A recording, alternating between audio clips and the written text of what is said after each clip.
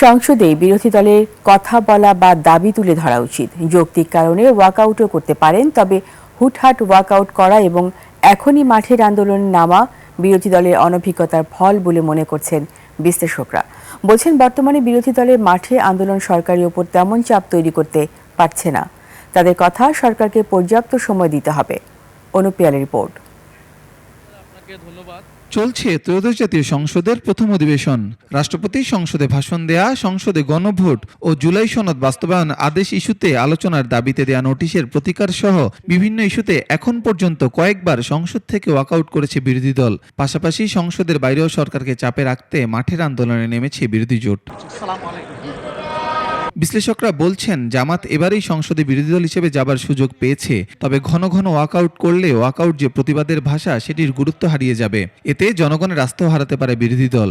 জনগণের স্বার্থের সাথে ওতপ্রোতভাবে সংশ্লিষ্ট বা সম্পৃক্ত, সেক্ষেত্রে যদি তারা ব্যবস্থা না নেয় তো সেক্ষেত্রে তারা করতেই পারে, কিন্তু ফ্রিকুয়েন্টলি ঘন ঘন যদি করে তাহলে এই ইনস্ট্রুমেন্টটা আসলে গুরুত্ব হারাবে।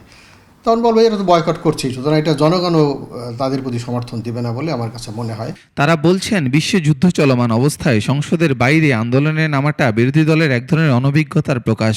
জামাতের উচিত ছিল যে এই অধিবেশনেই আন্দোলনটাকে বাইরে না এনে বা সংসদের বাইরে আন্দোলন না করে পরবর্তী অধিবেশন পর্যন্ত দেখে তারপরে আন্দোলনে যাওয়া। কারণ বিএনপি বলছে যে সংশোধিত আকারে সংস্কার প্রস্তাব যেগুলো তারা এখন বাতিল করছে বা সংশোধন করতে চাইছে সেগুলো উপস্থাপন করবে, কিন্তু এটা একটা আর্লি স্টেপ হয়েছে।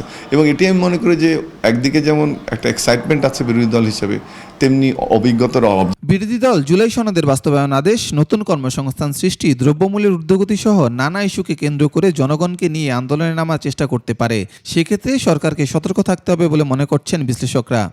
জামাত তার দলীয় অবস্থান আরও সংহত করার জন্য, সমর্থন ভিত্তি তৈরি করার জন্য তারা বাইরে আন্দোলনের কথা বলেছে। সুতরাং সেটা আমি মনে করি বিরোধী দলের জায়গায় তারা ঠিকই আছে, কিন্তু সরকারি দল হিসাবে বিএনপির সেই সুযোগটা দেওয়া ঠিক না।